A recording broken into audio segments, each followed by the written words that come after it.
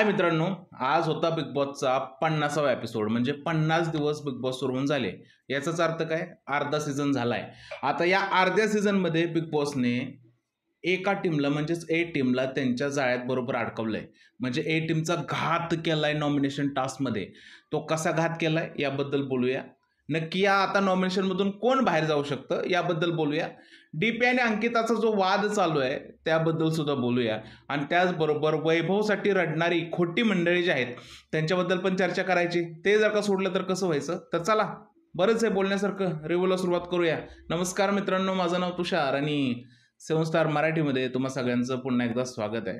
वैभव चव्हाणचं काल इव्हिक्शन झालं आणि त्या इव्हिक्शन नंतर आज त्याचे इम्पॅक्ट आपल्याला दिसायला लागले. अरबाज जो आहे तो मोठ्या मोठ्याने घाईवरून रडतोय, मेरा दोस्त चला गया, माझा मित्र वैभव कसं काय तू जाऊ शकतो, अशा प्रकारच्या भावना प्रकट करतोय. पण ह्या अरबाजचं जे रडणं आहे ते काय आहे? म्हणजे खरंच जेन्युइन रडणं वाटलं का तुम्हाला? मला काय म्हणायचं मित्रांनो, ज्यावेळेस माणूस तुमच्याबरोबर असतो त्यावेळेस तुम्ही जर का मदत करणार नसाल त्याची, आणि तो माणूस गेल्यानंतर जर का हळहळ व्यक्त करत असाल तर मग काय फायदा आहे? वैभवला नॉमिनेशन वाचवण्यासाठी काय मदत केली अरबाजने? काहीच नाही केली. वैभवला कॅप्टन्सी देण्यासाठी किती मदत केली अरबाजने? नाही केली. इव्हन ज्यावेळेस वैभव आणि अरबाजमध्ये कॅप्टन्सीचं कॉम्पिटिशन होणार होतं त्यावेळेस निक्की आणि अरबाजचा हा विषय चालू होता की वैभवला कॅप्टन्सी कशी मिळवून द्यायची नाही. त्यामुळे आता हे वैभवसाठी जे काढलेले अश्रू आहेत ते अश्रू कसले म्हणायचं? हे खोटे अश्रू आहेत असं मला वाटतंय. आणि या अश्रूंना काहीसुद्धा किंमत नाही आहे. त्यामुळे जो काय अरबाज करतोय, रडायचं नाटक, आणि जे काही निक्की वगैरे बोलते, हे सगळा ड्रामा आहे. या ड्राम्याचं जे आहे त्या आमिषाला जे आहे ते तुम्ही भुलू नका, असं मला एवढं सांगायचं आहे. आणि त्यांचा गेम खराखुरा तुम्हाला माहिती आहे कसा आहे. ही जर का अरबाज गेल्यानंतर वैभव रडला असतं ना तर ते खरं वाटलं असतं. कारण वैभवकडून अरबाजची दोस्ती एकदम जेन्युइन होती. पण अरबाज त्या दोस्तीला तेवढं रिटर्न देत होता का? तर अजिबात देत नव्हता. त्यामुळे हे घडियाळू आसू म्हणतात ना, तशा प्रकारचं आहे. नाटकी रडणं होतं अरबाजचं. त्यानंतर जान्हवी मॅडमला सुद्धा खूप त्रास होतोय. जान्हवी मॅडम पण म्हणतात की वैभव गेला, आता वैभव बरोबर मी सगळ्या गोष्टी शेअर करत होती, असं झालं तसं झालं. मला हे म्हणायचं आहे जान्हवीला, ठीक आहे आता वैभव गेला, आता तुम्ही म्हणताय आम्हाला बी टीममध्ये पण खेळायचं नाही आहे कारण बी टीम मला आवडतच नाही. त्यानंतर मला ए टीम बरोबर जायचा मला प्रश्नच येत नाही. मग आता ठीक आहे, आता रडायचं काय? ह्याच्यामध्ये रडण्यासारखं काय आहे? ठीक आहे ना, तुम्ही काय करा की तुमचा गेम खेळत राहा. एकतर तुम्ही एवढ्या निगेटिव्ह म्हणून आता पॉझिटिव्हकडे होत चाललाय. त्यामुळे आता वैभव गेल्यानंतर तुमचं हे रडणं साहजिकच आहे. वैभव आणि तुमचा एक बॉन्ड होता, आपण मान्य करूया. आरबासारखे तुमचे नकली असू नाही वाटले आम्हाला. पण ठीक आहे, आता गेलाय वैभव, काय करायचं? आणि तुम्ही सुद्धा फुटेज घ्यायचा चान्स सोडत नाही. जसं की तुम्ही संग्रामला सांगत होता की नॉमिनेशन टास्कमध्ये मी प्लॅनिंग करते. जर का मी नॉमिनेशनमध्ये आहे तर माझ्यापेक्षा कमजोर लोकांना नॉमिनेशनमध्ये आणाय बघते. तसंच आहे तुमचं. तुम्हाला माहिती आहे की आता वैभव गेल्यानंतर थोडंसं रडले मी, तर प्रेक्षक माझ्याकडे बघतील, कॅमेरे पण बिग बॉसचे माझ्याकडे जातील. जर का नॉमिनेशन टास्कमध्ये तुम्ही एवढा पुढचा विचार करून नॉमिनेशन करत असाल तर मग हे रडणं बिडणं तर तुमच्यासाठी काय एवढं विशेष नाही आहे. हे सुद्धा फुटेजसाठीच असावं असं मला सध्या तरी वाटत आहे, बाकी काय सुद्धा नाही. अरबाज जो आहे तो निक्कीला इकडे बोलताना दिसतोय की आता आपण त्यांच्या तालावर नाचायचं नाही, आपण त्यांना आपल्या तालावरती नाचवायचं. कारण ते जे लोक गेम करतात त्या गेमला आपण उलटं पाडण्याचं काम करत असतो, नेहमी करतो. त्यामुळे आपण दोघं ताकदवर आहे, ते लोक ताकदवर नाहीत. ॲक्च्युली काय झालंय, वैभव गेल्यापासून यांची ना फाटली अक्षरशः. कारण वैभव ह्यांना एक आधार होता. काय आता हे दोघंच पडलेले आहेत वाळीत. आता ह्या वाळीत पडलेल्या लोकांमध्ये काय आहे मित्रांनो की मनामध्ये त्यांच्या वेगवेगळे संशय यायला लागलेले आहेत. त्यांना समजत नाही की आता काय करायचं, म्हणून अशा प्रकारचे त्यांचे विषय सुरू आहेत. त्यांना असं वारंवार वाटतं की आपण दोघंच आहेत तर बाहेर आपल्याला ऑडियन्सची सिंपती मिळत असेल. अरे ऑडियन्स काय काय बोलतंय तुम्हा दोघांना तुम्हाला माहिती आहे का? म्हणजे काय करताय तुम्ही? हे पटण्यासारखं तर आहे का? विषय निघाला ड्युटीचा, कोणी कोणत्या ड्युटी करायच्या ह्या ड्युटीचा विषय सुरू होता. आणि त्या तिकडे आपले डीपी भाऊ पण होते, अंकिता मॅडम पण होते, अरबाज होता, अभिजित होता, सगळ्यांची ड्युटीबद्दल चर्चा सुरू होती. आणि तिकडे अंकिता जे आहे ते बोलता बोलता डीपीला थांबवते. आता काय विषय मित्रांनो, जो आहे तो आधीच फ्रस्ट्रेट झालेला आहे बी टीमवरती. त्याला ना बी टीममधून खेळायचं नाही. त्यात कसे विकेंडच्या वारला वगैरे सांगितलं जातं आहे डीपीला की कोल्हापुरी दणका दाखवा. घरातले म्हणतात की ट्रॉफी घेऊन आला पाहिजे. डीपीला प्रेशर आलं आहे. डीपीला असं वाटतं की आता मी नॉमिनेट झालो तर बाहेर जाईल आणि ए टीमचे लोक माझ्यासाठी काहीच करत नाही. त्यामुळे अंकिताने जे डीपीला थांबवलं या सगळ्या गोष्टींचा राग जो आहे तो डीपीने एकदाच काढला आणि अंकितापासून लांब जाण्याचा जो आहे तो विषय घेतला. आता अंकिताला सुद्धा एवढी साधी सरळ गोष्ट समजायला हवी, जर का 2 माणसं बोलतात आहे तर आपण एवढे अचानक काय थांबवायचं त्यांना? म्हणजे तो 1 सेकंद सुद्धा बोलला नव्हता तिकडे, तेव्हाच त्याला मध्ये जे आहे ते थांबवायचा काय प्रयत्न करायचा होता अंकिताला? म्हणजे अंकिता मॅडमला असं वाटतंय का की त्यांना सगळं काही समजतंय, बाकी लोकांनी बोललंच नाही पाहिजे, असा काय प्रकार आहे का अंकिताचा? अंकिता ही डॉमिनेटिंगच पर्सनॅलिटी आहे. नेहमी तुम्ही बघा, अभिजित निकेकडे जाऊन बसल्यानंतरही त्यालाही शिकवायला जाते, नंतर डीपी काय बोलायला गेला की त्यालाही शिकवायला जाते, सूरज काय बोलणार असेल तर त्यालाही शिकवायला जाते, आर्याने चापट मारली तिलाही शिकवाय गेली. सगळीकडे अंकिताला वाटतं की माझ्या मताचा आदर झाला पाहिजे. मग जर का अंकिता तुझ्या मताचा आदर व्हायला पाहिजे, तसं समोरच्या तुझ्या मित्रांच्या सुद्धा मताचा आदर व्हायला पाहिजे ना. म्हणजे तू बिग बॉसचा गेम खेळायला आणि बाकी काय पत्त्यांचा गेम खेळायलेत का? साधं सरळ गणित आहे ना. म्हणजे विचार करा ना, ज्यावेळेस नॉमिनेशन होतं त्यावेळेस डीपीचं नाव द्यायचं नॉमिनेशनसाठी, सूरजचं नाव द्यायचं नॉमिनेशनसाठी, पण हाच डीपी अंकितावरती नाराज झाला की अंकिता म्हणायची की तुम्ही असं का वागता माझ्याशी, मला खूप रडू येतं. अरे मग कसे वागणार तुझ्याशी ते? तू जर का अशी करत असेल तर कसे वागणार? जसं की डीपीने अभिजितकडे सांगितलं की पुस्तकाच्या दोन्ही पानावरती लिहिलं जातं. उजव्या पानावर लिहिताना तुम्हाला मजा येते, पण डाव्या पानावरती तुम्हाला लिहायला त्रास होतो, पण डाव्या पानाचं महत्त्व कमी होत नाही ना. तसंच आहे ना गेमचं. जर का तुम्ही 2 मित्र म्हणून घरामध्ये खेळताय तर त्यावेळेस नेहमी तुम्ही डीपीकडनंच अपेक्षा करायची की डीपीने माझ्यासाठी याव करावं त्याव करावं, आणि ज्यावेळेस तुमची वेळ येते डीपीसाठी करायची त्यावेळेस तुम्ही काय करता? डीपीला नॉमिनेट करता. आणि कारण काय देता? आमच्या दोघांचं ठरलंय की एकमेकांना नॉमिनेट करायचं. अरे वा, मग काय डीपीने फक्त तुम्हाला देणं लागतंय आणि तुम्ही डीपीसाठी काहीच करायचं नाही. मग या सगळ्या गोष्टीचा इम्पॅक्ट दिसणारच ना. आता जो डीपी बी टीमपासून लांब जातोय त्याला सगळ्यात मोठं कारण अंकिता आहे. कारण डीपीला हे दाखवण्यात आलं होतं की अंकिताने तुला नॉमिनेट केलंय. ती गोष्ट कुठे ना कुठे त्याच्या मनामध्ये राहिलीच असेल ना. जर का तो उजव्या आणि डाव्या पानाच्या गोष्टी करतोय तर त्याला हे दिसतंय की मी जे करतोय ते उजव्या पानासाठी सगळं करतोय, पण हे उजवं पान ज्यावेळेस पलटलं जातंय त्यावेळेस माझं डावं पान कोरच राहतंय, माझ्या डाव्या पानावरती काही लिहिलंच जात नाही. अशा गोष्टी जर का मनामध्ये घेऊन डीपी बसतोय, याला कारण फक्त अंकिता आहे. कारण अंकिताकडनं त्याला तो कॉन्फिडन्स मिळत नाहीये आणि अंकिताची ही काही पहिली सवय नाहीये. अंकिताने अशा गोष्टी वारंवार केलेल्या आहेत घरामध्ये. त्यामुळे आता जे रडण्यानं तुम्ही असं काय करता, काय करतो, हे काय उपयोगाचं नाहीये. ह्याला सुद्धा घड्याळ असंच म्हणू आपण. तिला माहिती आहे की तो का तसा करतोय, तरी सुद्धा ते जाऊन रडतीये आणि त्याला कॉन्फिडन्स पण देत नाही की इथून पुढे माझ्याकडून अशा गोष्टी होणार नाही. तर त्याला काय उपयोग आहे? इव्हन मी डीपीला इकडे मानतो की डीपी भाऊ तिला बोलला की ज्यावेळेस मला असं वाटेल की तुला माझी गरज आहे त्यावेळेस मी उभा राहीन, पण अंकिताच्या तोंडातून एकदाही असा शब्द नाही आला की ती डीपीला असं बोलली असेल की तुमच्यासाठी मी उभा आहे. इव्हन अंकिता त्यांच्याच ग्रुपमध्ये बसून हे डिस्कशन करते की आता त्यांच्या टीममध्ये तर 2च लोक राहिलेत, आता जे आहेत ती वेळ आलेली आहे की आपापसामध्ये लढायची. जर का तू अशा प्रकारचे डिस्कशन तुझ्या टीममध्ये करते, मग तुझ्या टीममधला एखादा माणूस बाहेर जाऊन जर का तुझ्या विरोधात गेला किंवा तुझ्याबरोबर त्याला खेळायचं नाही हे जर का त्याने ठरवलं तर तुला एवढं वाईट का वाटतंय? जसं की पॅडी दादा अंकिताला विचारतात की बाबा त्याचं काय नक्की बिनसलंय, त्याची काय गेम स्ट्रॅटेजी आहे? माझी तर अशीच गेम स्ट्रॅटेजी आहे की मी त्याच लोकांना नॉमिनेट करणार आहे, मग त्यातला बाहेर जाऊ नाही तर कोणी नाही जाऊ, मी त्यांच्याच छताळावर दगड मारणार आहे. तशी डीपीची काय स्ट्रॅटेजी आहे? अंकिता म्हणते की त्यांना आपल्यापेक्षा वेगळं खेळायचं आहे. पॅडी म्हणतो अरे पण पॅडी भाऊ तुम्ही पण विचार करा, जर का तुम्ही या सगळ्या घोळक्यामध्येच राहिला तर तुमची इंडिव्हिज्युअल पर्सनॅलिटी कशी दिसेल? समोरच्या टीममध्ये 2च माणसं आहेत, तुमच्या टीममध्ये 7-8 लोक आहेत.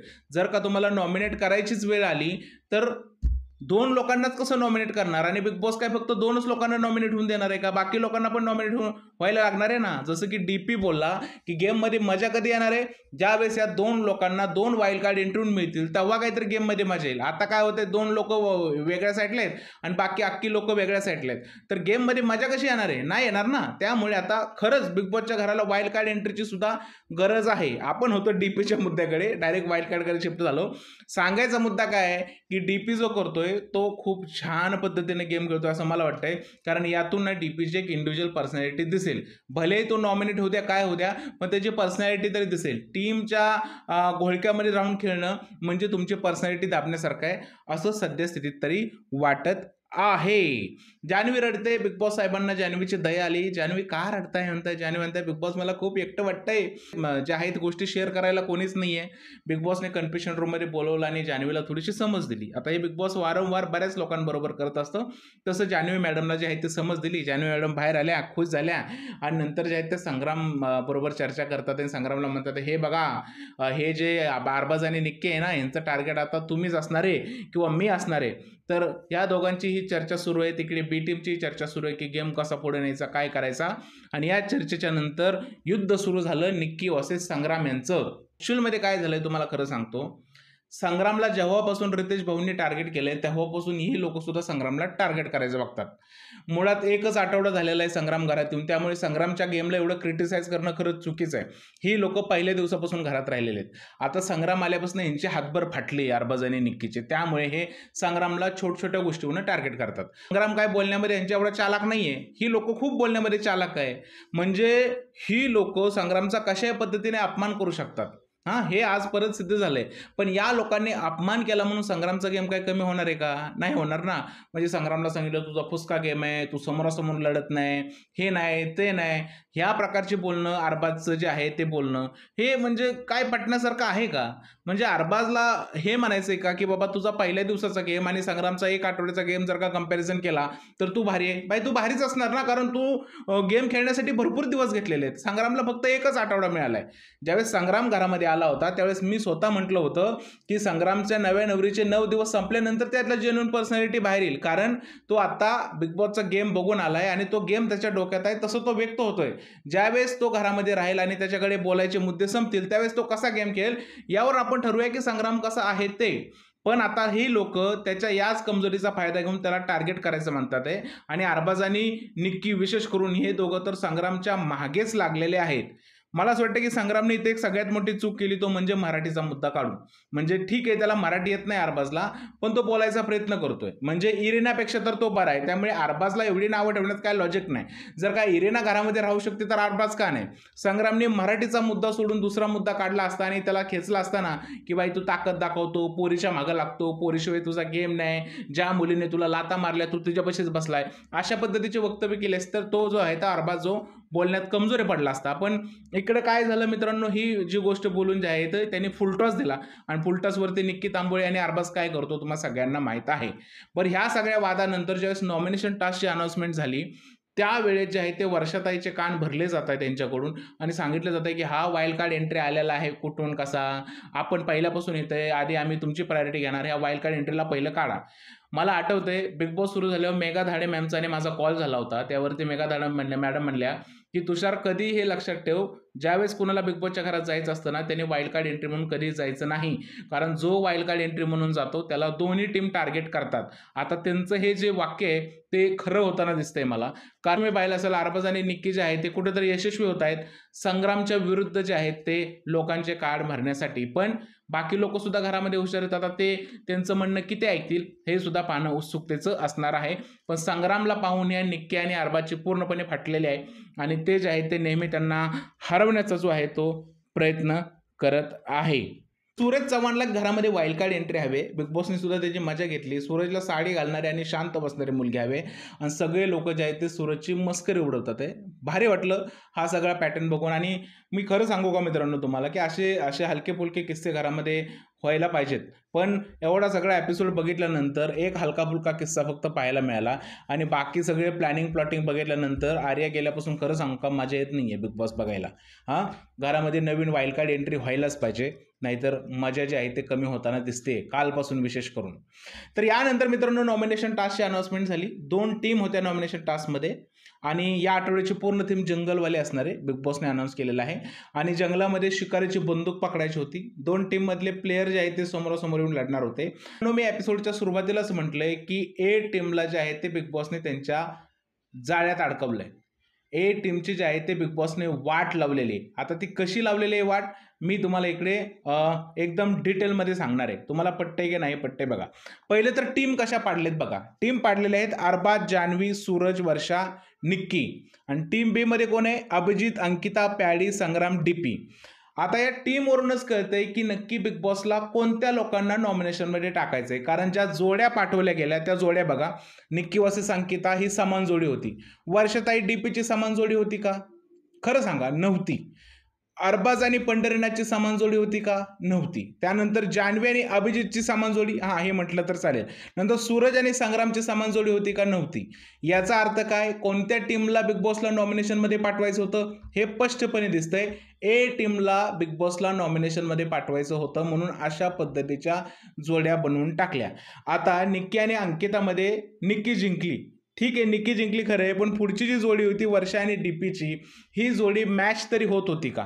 वन हँडेड डीपी जिंकणार होता हे स्पष्ट होतं, तरी सुद्धा त्यांची जोडी बनवण्यात आली. त्यानंतर अरबाज आणि पंढरीनाथ ही जोडी मॅच होणारी होती का? जर का अरबाज आणि संग्रामची जोडी झाली असती तर मॅच झाला असतं ना, कारण पंढरीनाथ आणि सूरजची जोडी केली असती तर मॅच झाला असतं ना. पण या जोड्या बिग बॉसने जाणून बुजून अशा बनवल्या की बिग बॉसला माहीत होतं की 3 लोक अशा आपण स्ट्रॉंग द्यायची बी टीममध्ये, ती इझी टास्क जिंकू शकतात. त्यामध्ये संग्राम एक होता, दीप एक होता, त्यानंतर अभिजित आणि अंकिता या दोघांमधलं एक होतं. पण अंकिता हरली आणि अभिजित जिंकला, पण दोघांमधला एक जिंकणारच होता, त्यांना माहीत होतं. आणि ए टीममध्ये जे आहे त्यांनी जाणून बुजून असे कॉम्पिटिटर निवडले, वर्षाताई आणि डीपीची जोडी असेल किंवा त्याच्यानंतर सूरज आणि संग्रामची जोडी असेल. यातून हे स्पष्ट दिसत होतं की ए टीमला बिग बॉसला हरवायचंच होतं. की आता ह्या नॉमिनेट झालेल्या सदस्यामध्ये जे आहेत ते 1 नाही, 2 नाही, तर 3-3 लोकांचे चान्सेस आहेत घराच्या बाहेर पडायचे. जान्हवीही जाऊ शकते, वर्षाताईही जाऊ शकतात, त्यानंतर अरबाजही जाऊ शकतो. आणि बिग बॉसला हेच पाहिजे. आता पुढचं टार्गेट आहे बिग बॉसचं वर्षाताई. त्यामुळे बिग बॉसने जे आहे ते अशा पद्धतीचे नॉमिनेशन्स केलेले आहेत. बिग बॉसची ही चाल होती आणि या चालमध्ये जे आहेत ते ह्या टीम अडकलेल्या आहेत, विशेष करून ए टीम अडकली आहे असं मला वाटतंय. बाकी टास्क जो आहे तो रंजक झाला. टास्कमध्ये जान्हवी जी आहे ते जखमी झाली आणि जान्हवीची जखम खूपच सिरियस वाटते मित्रांनो. पायाला पट्टे वगैरे लावलेले. मला कदाचित असं वाटतं की जान्हवीची जखम बरी नाही झाली तर तेजस्विनी लोणारीसारखी तिला व्हॉलंटरी एक्झिट घ्यावी लागते की काय. खरं तर आता घरामध्ये या नॉमिनेशन नंतर वाईल्ड कार्ड एंट्रीची गरज आहे. आता हे नॉमिनेट कोण कोण झालंय? अरबाज, निक्की, सूरज, जान्हवी आणि वर्षा. आता वर्षाताईला मला वाटते बॅकपॅक करायला लागू शकतात. वर्षाताई नाही झाले तर अरबाज किंवा जान्हवी या दोघातलं एक जण घराच्या बाहेर 101% जाऊ शकतं. एवढं सगळं पाहिल्यानंतर आता सध्या घराला वाईल्ड कार्ड एंट्रीची गरज आहे. आणि आता ही वाईल्ड कार्ड एंट्री आपल्याला कधी पाहायला मिळणार हे आपल्याला लवकरच समजणार आहे. आता मला असं वाटतं की या रिव्ह्यूमध्ये थांबायची वेळ झाली आहे. तुमचं काय म्हणणं आहे या सगळ्या रिव्ह्यूबद्दल प्लीज मला कमेंटमध्ये सांगा. जर हा व्हिडिओ आवडला असेल तर त्याला लाईक करा, शेअर करा, चॅनलला सबस्क्राईब करायला विसरू नका. भेटूया पुढच्या व्हिडिओमध्ये. तोपर्यंत भारत माता की जय.